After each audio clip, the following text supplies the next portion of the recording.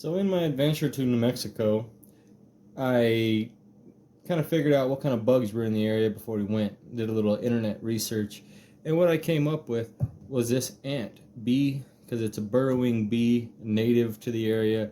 A fairy bee is what it's called, and it's pretty simply tied up with dubbing, a little bit of green hackle, and as you can see here in the back, I have a little bit of turkey tail sticking out. Because if anybody's ever seen a bee sting something, its stinger's attached to like a lot of the inside veins or whatever you want to call it, or abdominal pieces on a bee. So whenever they sting something, their little stinger gets elongated like this. So I came up with this pattern, and it is really effective and works great.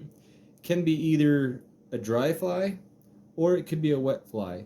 It just depends upon if you put lead inside of it. Now the one I will be tying for you today will be the one that has lead in it. If you want to make it a dry fly, you could do it the same way, but just don't add lead. Super simple, super easy. Get this one out the hook, out the vise, out the hook.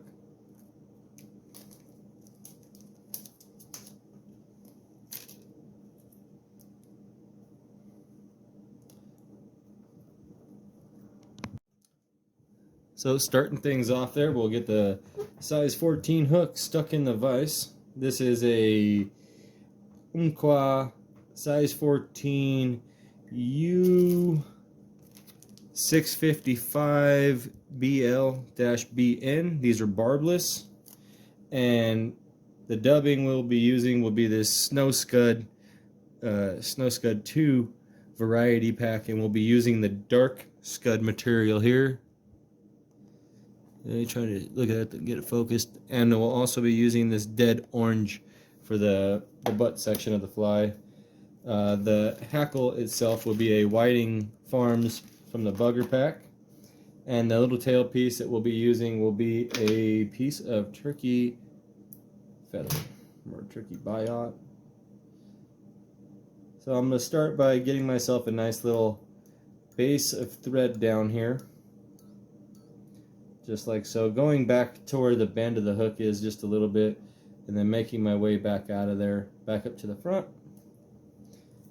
I'll go ahead and get my .025 lead wire, and we'll start our tie-in right there, right where they bend in that part of this hook that goes up to the eye, and then we'll stretch that back around the back side of it there, pinch it together, and then trim it off even with the other one. Just like so. Making sure to keep that up there and keep the camera in focus, hopefully. As you can see here, I'm just making a nice little bunch of wraps over that. Careful not to hit that, what do you call it, point on the hook too many times with that thread, because you can cut it relatively easy. So you want to go right back to the back there. We'll go ahead and get our turkey feather piece. I just want two or three strands at max here. Don't want a bunch, because it's just meant to be its little tail section. It's not really meant to be like a accent and like really sticking out there super prominent. It's just a tiny little tail piece, just like so. We'll go ahead and wrap back up to the front, break those off or trim them off, either one, like so. And then we'll go ahead and make our wraps back to the back of this, back to where we have the end of that lead, and we want to stay up on the lead just a teeny bit. Rest that in front of the hook. Let's go ahead and get the butt material here, which is just this dead orange Snow Scud dubbing, Sow Scud. And then we'll go ahead and make our first wrap down below the lead, and then go back up on top, and just continue to make our wraps, staying back here at the back end of this, creating like a nice little butt section, because that's what it is. That'll make a nice little butt section back there. And if you get a little too much, you can always wrap over some of it, like right here. I'm going to wrap over just a teeny bit of it like so. Pull out that little fiber that's sticking in there. And then I'm going to go ahead and grab one of these Whiting Farms bugger patches here. I'm just going to cut myself off just the tip of one of the feathers. Just the tip. And we'll go ahead and get it tied in right here on the side. If I would have left it alone, it would have been pretty nice, but that'll be fine. We'll go through there and trim off these few little pieces that are sticking out. Nice. Now before I go ahead and put that feather on there, I want to spin just a teeny bit of dubbing here on this thread and make a nice little bumper to bump that feather up against there, that hackle. You'll see what I mean as I get to wrapping this around there, if it's staying in focus for you guys. Yeah. Alright, now I'm just going to grab that feather with my fingers.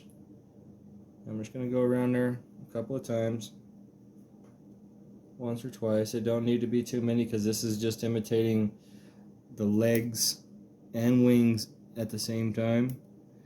Just needs to be a little bit of something, not much. I'm going to grab a little more of that dubbing now that I've got that hackle wrapped on there. And I'm going to make a few little wraps around there with this and make that body section a nice little round ball looking section right in front of those feathers. Right in front of that hackle, I should say. Alright, now that we've made it to there, I take the thread at this point and I just make some nice real tight wraps to help relieve and make this into several different sections there. So now that we're back up at the front, we'll just grab a little more dubbing here, because this is the last piece we have to put dubbing on. And I want to make a nice little tight compact dubbing noodle in there.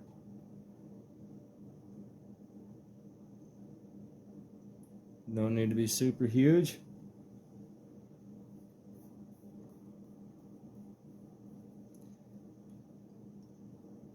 Just go ahead and wrap that around there a couple more times. May have to put just a touch more. We're getting there though. It's all about that right shape. As long as you get that right shape with it, you're good to go. And this is the part that makes it very different from a lot of people's flies, is I'll make my finish right here, in between those two sections. Hopefully it's staying in focus. I make my finish right in between these two sections, just like so. And there you have it. Simple, easy, and effective little ant bee. And it works great. It works really great. And with that lead in there, you can get it down in like, I carry a variety of these in the box, dry ones and wet ones, just for specific locations. Like if I see a fish surfacing, I'll put a dry one on. If I can't get them with that, I'll put the wet one on. And I'll end up getting it down low enough to get to them. And the reason why I carry the dry ones and the wet ones is because when you do put the loon floating or any kind of floating on anything, it tends to stay there a little bit, and you can't always get that fly to get back down in the water once you put it on there. That's why I carry different ones. But this one here, it'll be the wet one. Other ones I have are for dry. Thank you guys for watching, liking, and subscribing.